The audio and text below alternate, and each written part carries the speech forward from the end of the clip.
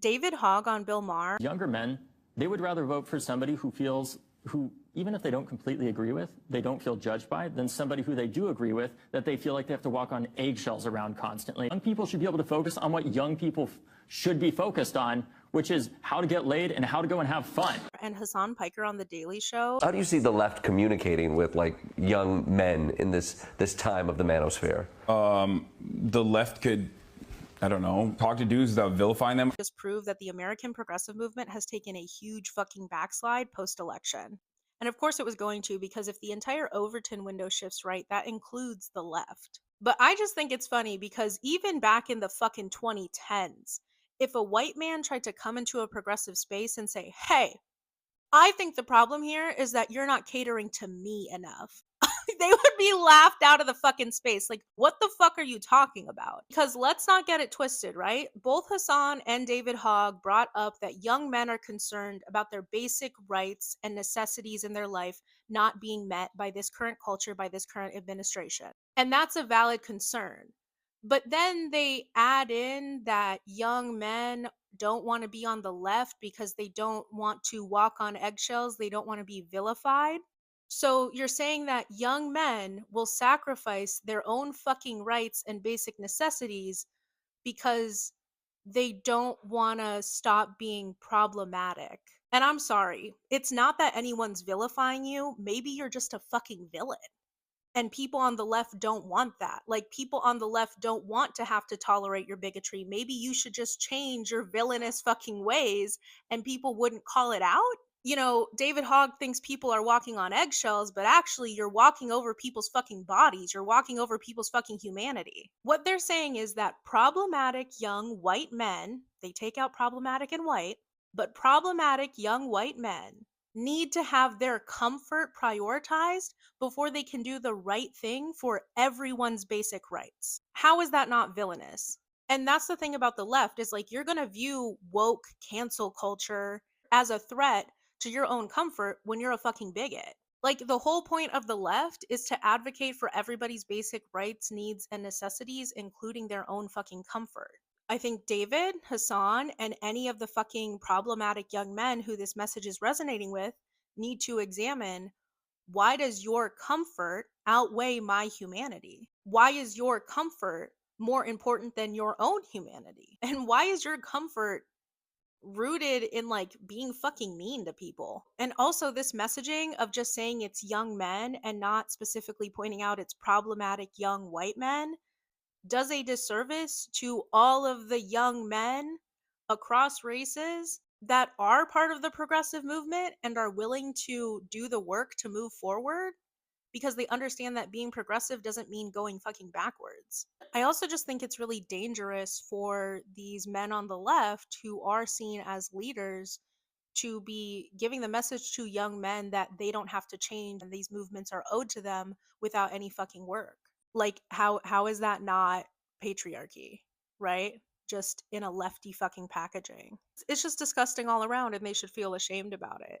And it's not even just disgusting, it's also like loser fucking behavior. It's also a disservice to like the rest of the progressive movement, because what you're saying is that we shouldn't look forward and continue to learn and actually follow people who have like done the work and are experts and are leading the charge on, you know, recognizing the humanity of marginalized people. You're saying that we need to cater to young men who don't know shit about dick. It's gross and it's stupid.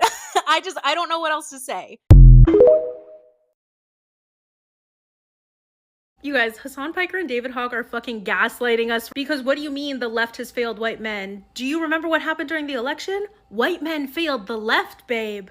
And you two are leaders on the left, Hasan especially. Those are your boys. You've marketed yourself as the one who's only able to speak to white men and bring them to the left. So why the fuck did you fail to bring them to the voting booth? It is just like a fucking problematic man to fail massively, horribly, terribly, to the detriment of everyone around them, including themselves, and then turn around and be like, wow, you guys really fucked me up. It's giving a girlfriend asks her bum ass boyfriend to get a job for the 20th time. He has a temper tantrum, punches a hole in the wall, breaks all her shit, gets this close to punching her in the face. And then once he calms down and all the damage is done, is like, you shouldn't have been mean to me. I think any white man on the left who thinks this is good messaging right now needs to grow a pair, read some fucking books, go to fucking therapy, and learn some goddamn empathy. And how to take responsibility for your own fucking actions and your own fucking failure, because your community failed us yet again. And it's not our fault for calling out problematic bullshit, because the problematic bullshit is what got us here in the first place, motherfucker. You know what's actually hilarious is that you think a feminist like me can marginalize a man, and especially marginalized cis men. It's hilarious because it's fucking ridiculous. Like, what the fuck are you talking about? And how am I marginalizing men? I'm saying that I will not prioritize their comfort over my own human fucking rights. And just like I can't marginalize a cis man, I can't demonize a fucking demon. Let me tell you, any fucking cis man who fixes their mouth to say that was the issue this election, that they weren't catered to, is fucking demonic. Because cis women and trans people were fucking screaming and pleading and begging for people to vote for Kamala Harris because our rights, our civil liberties were on the fucking line, just like they are every goddamn election. And that was not enough to move enough men to make a fucking difference. And we weren't just begging and pleading and screaming for our human rights and civil liberties, it was for yours too. Like, it's fucking wild that Hasan Piker himself was detained by ICE because of his political opinions. His right to freedom of speech is fucking dangling by a thread. And with however long he has to speak freely in this country, he fixes his mouth to say the problem this past election and the problem with the left is that we're not nicer to men who don't want to stop being problematic. And that's the problem with like Americans in general, but specifically like this toxically masculine American attitude. Like, you want to feel good about your vote, and you will withhold it in spite of marginalized people because we weren't nice enough to you. Good luck with that election. This is a fucking game to you. You don't see voting as what it is. It's a lever of fucking power and a responsibility. You know, I don't know you, but based off this comment, I don't fucking like this. But it doesn't matter if I don't like this, or if I didn't like you at all, or if I fucking hated you. I would still fight for your fucking human rights and civil fucking liberties because you're a goddamn person. I would still vote so that you had the right to say whatever weirdo fucking shit you wanted to me. But you obviously wouldn't do the same. You would vote against my human rights and yours just to spite me because your fifis were hurt. Way to be a real man, dude. Way to be a real man. Hi, I'm the creator you're talking about, and I don't think it's weird at all that I used abuse analogies to talk about Hasan Piker and David Hogg's messaging. Because I feel like this rhetoric that the left lost because it doesn't cater to young men is an abuse of power as progressive leaders. They have built their political platforms over the years saying that they're progressives, espousing progressive ideology. Hasan saying he's a straight up leftist socialist, all that. And now, during this very dire time in our nation, people are scrambling and looking to our progressive leaders for their assessment, their analysis, their opinion, and their leadership. So it's really disappointing when two men who have said they care about progressive ideology and have been able to espouse it in the past are now saying this really regressive messaging.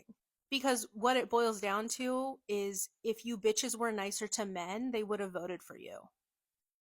And you can say, like, I'm mischaracterizing and I'm being ungenerous, but that's the fucking subtext, especially when you consider David Hogg saying an explicit aim the Democratic Party needs to address is men's desire to get laid. I don't care how you spin it. This messaging is not progressive whatsoever. All it does is serve their own grabs for power and solidify them as leaders. Of course, Hasan and David are going to go around and say, you know what the problem is? The left isn't speaking to more young men. Oh, and you know what? I just happen to be somebody who pretty much exclusively speaks to young white men. You know, maybe you should listen to me since I'm able to fill that void in the market. I mean, in this political movement. It is all so fucking transparent, and I would love for other people to be able to see that. You know, for all of the infighting and purity testing the left does, like, this is why we do it, because there's a lot of fucking people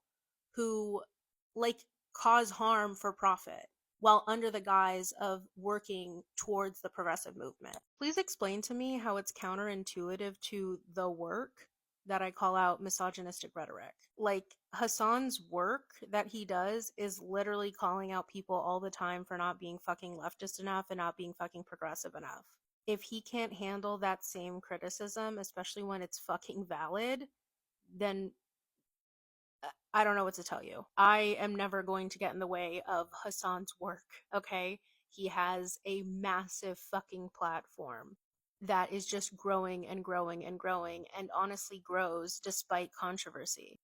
Grows because of controversy, honestly. Because this is social media, this is the media landscape. Any attention is a net positive for him. So unfortunately, we're in this bind where if you call someone out for bullshit, it just stands to build their platform anyway. So I'm actually helping Hasan have a greater fucking platform. That makes my tummy hurt. You're fine, okay? You're still gonna get to be a Hasanabi head for a very, very long time. I did not hurt your daddy, okay?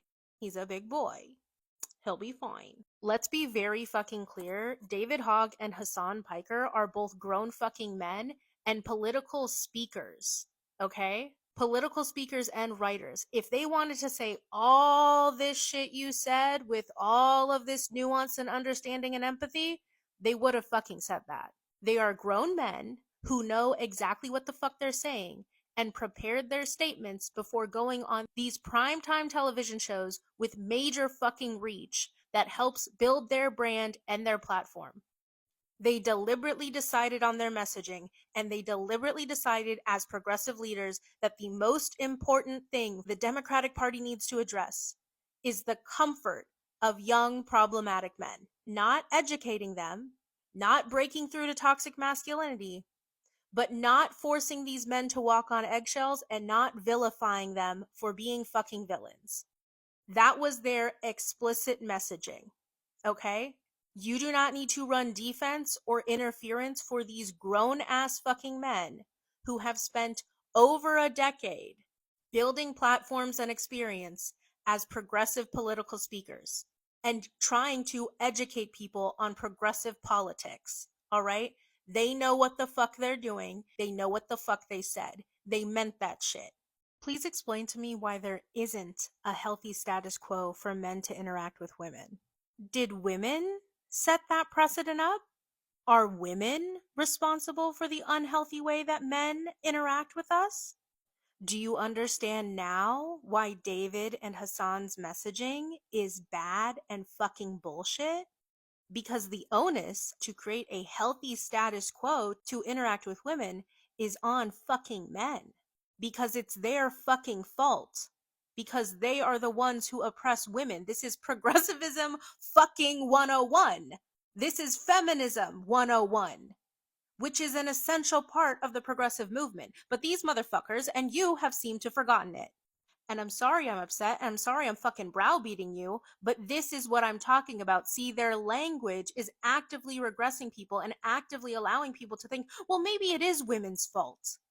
Maybe it is those angry bitches' fault that they're just so mean to us, completely forgetting the fact why we're mean. It's because we're oppressed. It's because our rights were fucking taken away. Dumbass. And I don't feel bad for being fucking mean to you. And I don't feel bad for fucking browbeating you because some of you need this message beaten into your brows. And guess what? I'm not actually fucking browbeating you. That's what men do to women. Okay? Physically, in reality.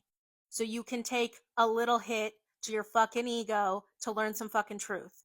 Why do men like David Hogg and Hasan Piker feel that they are owed comfortability in the progressive space? The whole point of the progressive space is that at some point in time, you and every single person is going to be uncomfortable because we all have a certain amount of privilege and we all have a certain amount of oppressions. When we care about the fullness of humanity, when we fight for progress, for the advancement to ensure that everyone has the human rights they fucking deserve, we are going to be uncomfortable in that process. That is not a hard fucking concept to understand. And also, you are going to fuck up. You are going to be problematic. It is not a fucking death sentence. It really is determined by how you move after someone calls you out for a fuck up. That's it. It's about taking like real accountability in real time. And yeah, there's going to be some people who are like, fuck you forever, I don't care. But the majority of people are going to give you the benefit of the doubt and just watch to see if you correct yourself. And if you actually correct yourself, people will be fine with it. This characterization that the left is so fucking scary and cancel culture is going to get you is a fucking lie. People are just afraid of accountability. Here's the God's honest fucking truth.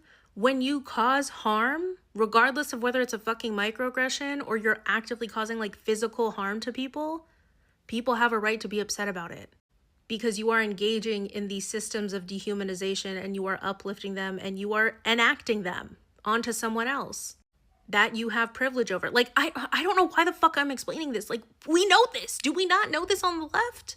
Do progressives not know this? What the fuck? What the fuck has Hasan and David Hogg been teaching you guys if you don't fucking know this? I know this was a comment to someone else asking what they viewed as solutions, but I'm just going to piggyback off of it. Like, yes, I've been mad and I've been angry and I've been raging, and I reserve the right to have those feelings. But I do also believe in actual solutions alongside angry critique. So, what is the solution to men feeling alienated on the left? It's the same solution as the male loneliness epidemic. Men need to care for other men and embrace feminism. Men need to create safe spaces for each other to process the damage of the patriarchy and rehabilitate each other so that they can be safe around women and other non-men. That's the solution. That's the real solution to all of this. That's like a long-term endeavor, but it's honestly important, right? And frankly, if you're not a direct politician running for office, if you truly are about that progressive shit, then your goal is to be looking at long-term solutions. The reason everybody thinks the Democratic Party is bullshit is because they have to get everything together within every election cycle. That's not a long-term solution. They have to adapt and react to what is relevant in the moment to win elections. And that is going to seem gross and like sellout bullshit because it is gross sellout bullshit because they have to fucking win. There's short-term strategy and there's long-term strategy. David Hogg, right? Even though he's a part of the Democratic Party, he's a part of the Democratic National Convention. So like, yes, there's a strategy for winning like the next election, but he should also be looking at long-term strategies. And if we're going to talk about it in that way, right? Short-term strategy for the Democratic Party to appeal to more men is to highlight the men within the Democratic Party doing good work and who are like real strong men who are fighting for progress and marketing them that way. One of the things that really pissed me off about David Hogg's messaging on Bill Maher is that, he said young men shouldn't have to worry about their rent. They should worry about getting laid. And it's like, why wouldn't he use that time to let young men know that the Democratic Party's platform was addressing their needs in a much better way than the Republican Party?